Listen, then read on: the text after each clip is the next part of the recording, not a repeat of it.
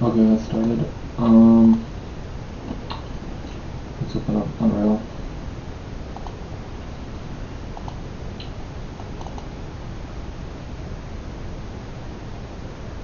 Forgot to do this before I started the recording, and I'm too lazy to quickly reopen it. Okay.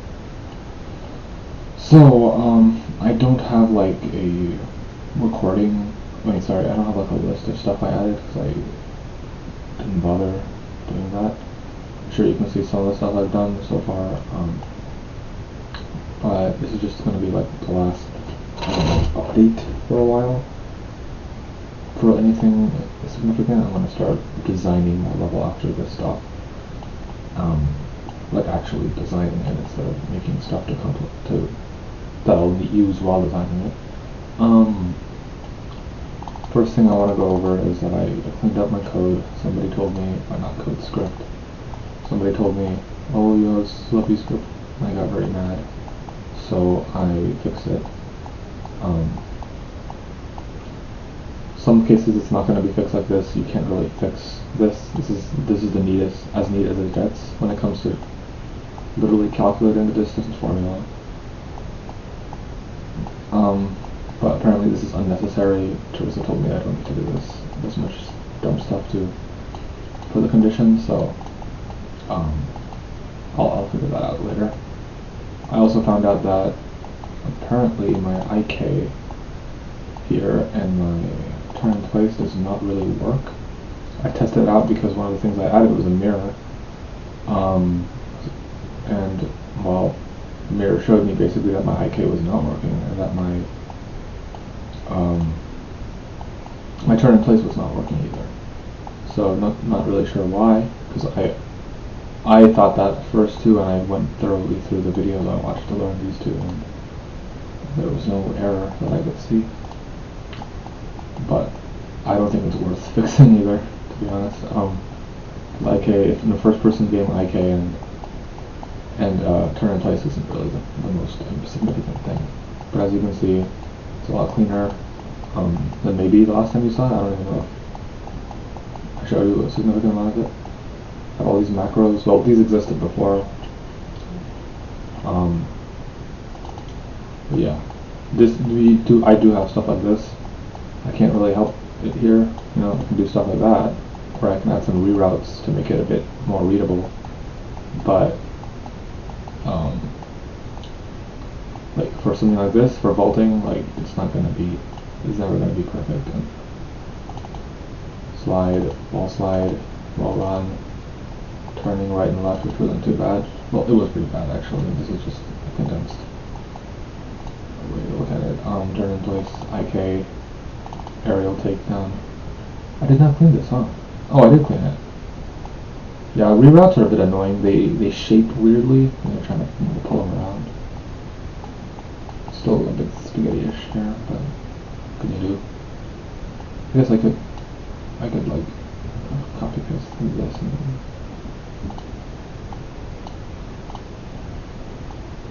or like get this bit, pull it up, pull this up, like that. Aerial takedown, behind takedown, swimming, hard landings, doors, wall jumping and sliding, and a ladder. Right. So yeah, I fixed that stuff, or to the extent that I cared to in the time span I gave myself to clean up, which was about an hour or 2 hours around that. And I also went through all my stuff and did the correct naming conventions, you know, BPs and your I guess it shows one style. You could have stuff like Niagara, you have to name stuff. Well, I guess I didn't do it here. But I have my NEs, my NS. Let me just do this real quick. NS.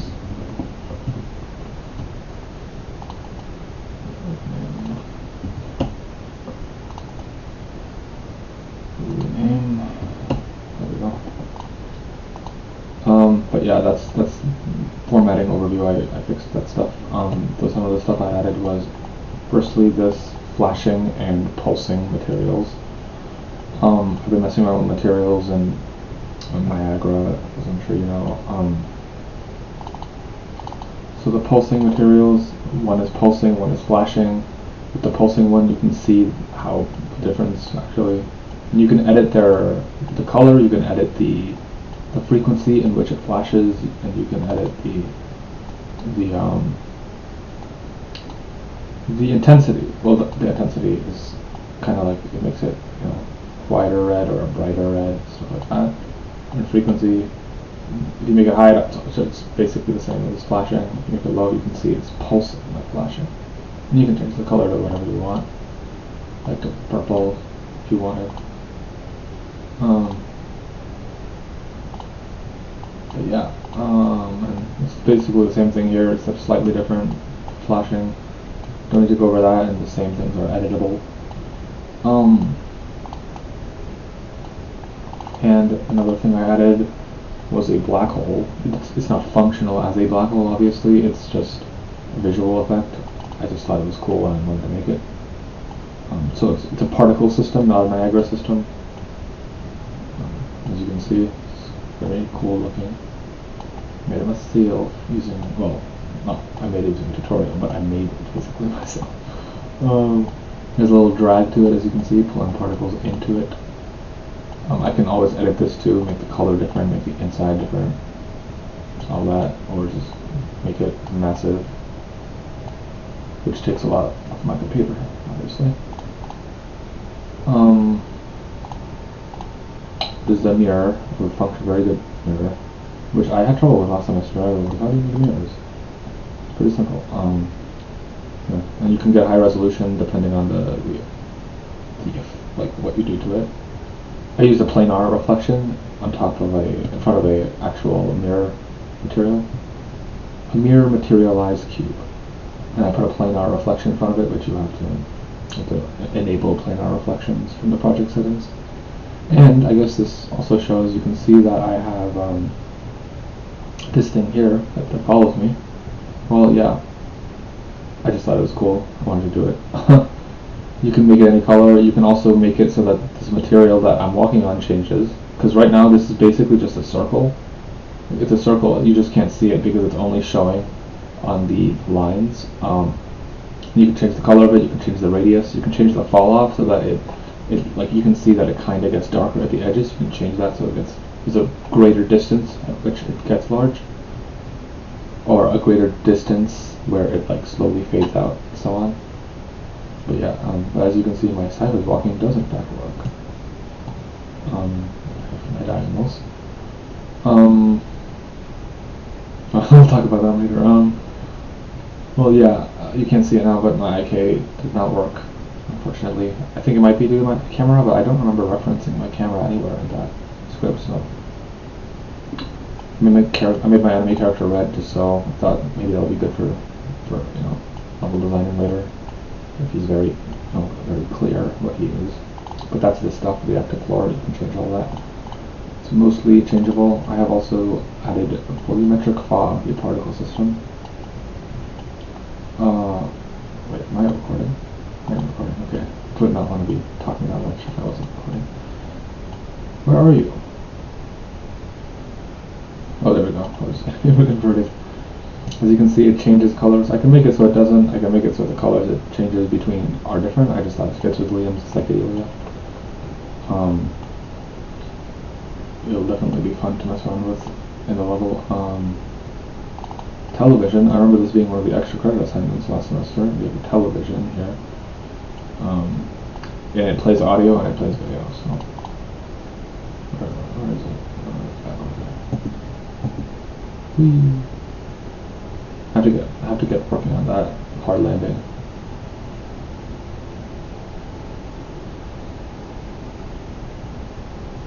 I'm not sure if you heard that. I don't know how much this OBS captures desktop audio, but yeah, I was playing music and I was playing that video. The video wasn't as fast as it was on YouTube, but yeah. Visuals, television, reactive floor, Niagara. Well, that is some stuff I didn't still talk about that. Samir, I already showed that. Niagara. So what I added is a laser. Because obviously you gotta have lasers, you know, in this kind of games where it's psychedelic, you gotta have lasers. What kind of game would this be without lasers? You can change the color of the lasers, yes, and it just looks like this now. It always points there to the center, to the origin point of the map, I believe. But once you start playing, it'll point forward, depending on its rotation. And as you can see, it doesn't pass through objects. It'll have a little impact effect too when it hits something. And I can always change the color of it. Let's move this up a little bit.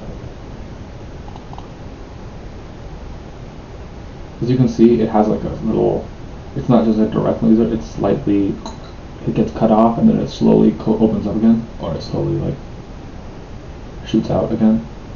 You can change the color, as I said before. It has a little impact effect. You can change specifically the color of that. But yeah, you can make it spinning like this little spinner thing. So that's the laser. I just thought it might be nice to have some lasers just to mess around with people's eyes. Also the nebula, I had to import this from Google because it was supposed to be working. This is my own messing around in Niagara.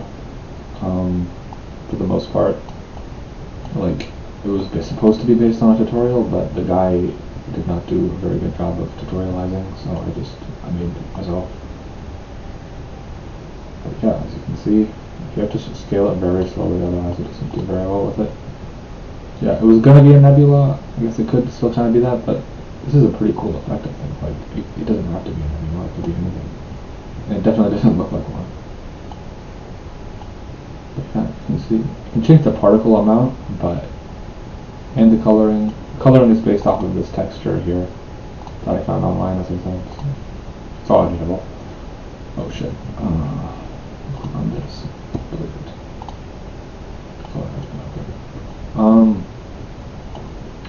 So that's the nebula. I already went over this stuff last time.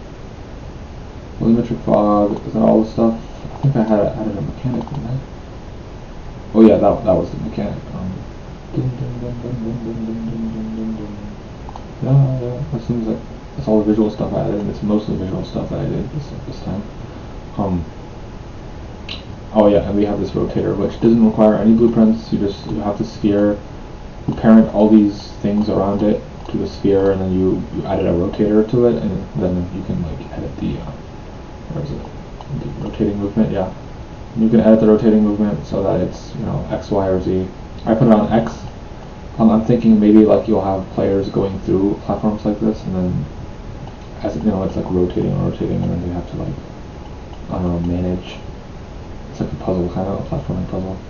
I think you understand what I'm saying. But yeah, that's what I meant with this. It's not, you know, right now I can't show it to you. I guess I can't because I have double jump. Whoa. Oh, it throws you out. Right now, okay. That's gonna have to be fixed, but yeah, but it does have a collision. Oh, okay, now it's not having a collision. Maybe I just need to enable it. I don't know. I'll fix that. I'll fix everything. Well, yeah, and for the fog, for the fog, I had to remove the atmospheric fog and add an exponential height fog, which really improves the lighting. I feel like, or like, really makes it everything a lot darker, a lot more like realistic feeling. I don't know. Like, this did not look this good before. When I set it to nighttime, it was just like shitty looking. But that made it look nice, so that's good. Yeah, that should be everything, I believe, that I've added.